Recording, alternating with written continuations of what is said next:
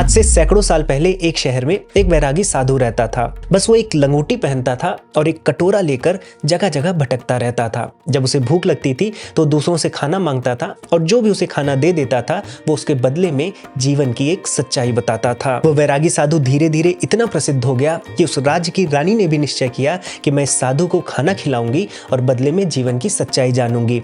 इसलिए उस साधु को महल में बुलाया गया। महल में सोने के बर्तनों में खाने परोसे गए और साधु से कहा गया कि आप खाना खाइए। लेकिन साधु ने कहा कि आप खाना मेरे ही बर्तन में दे दीजिए, मैं इसी में खाता हूँ। तो रानी ने उनके बर्तन में खाना दिया। उन्होंने खाना खाया, रानी को जीवन की एक सच्चाई बताई और वहां से चलने के लिए रानी से आज्ञा मांगी। जाते जाते रानी ने साधु से कहा कि आप मुझे अपना बर्तन दे दीजिए, मैं आपकी याद में इसकी पूजा करूंगी। साधु ने बिना कुछ सोचे अपना वो आखिरी बर्तन भी रानी को दे दिया। लेकिन जाने से पहले रानी ने साधु को एक सोने का कटोरा दे दिया और साधु ने उसे भी बिना कुछ कहे स्वीकार कर लिया। लेकिन इसको देखते हुए मंत्रियों ने सोचा ये कैसा ढोंगी साधु है, सब कुछ छोड़ चुका है लेकिन सोने के कटोरे को तुरंत ले लिया। साधु वहां से चला गया, लेकिन अब वो उस सोने के कटोरे में भिक्षा मांगने लगा और ये बात शहर में फैल गई। शहर में फैलते ही जो शहर का सबसे शातिर चोर था उस तक पहुंची और चोर ने इस सोने के कटोरे को चुराने का प्लान बनाया। एक दिन वो चोर उस साधु का पीछा करता है और शाम को जब एक कुटिया में वो साधु विश्राम करने की सोचता है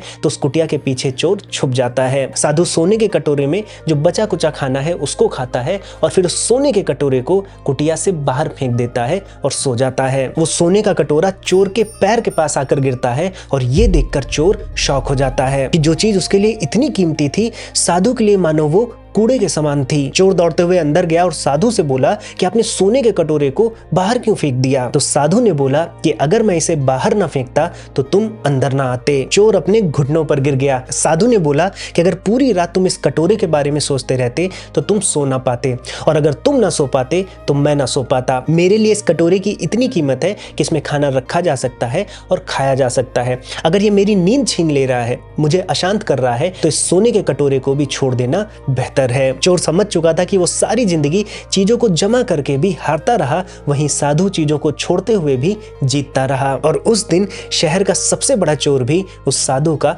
शिष्य बन गया।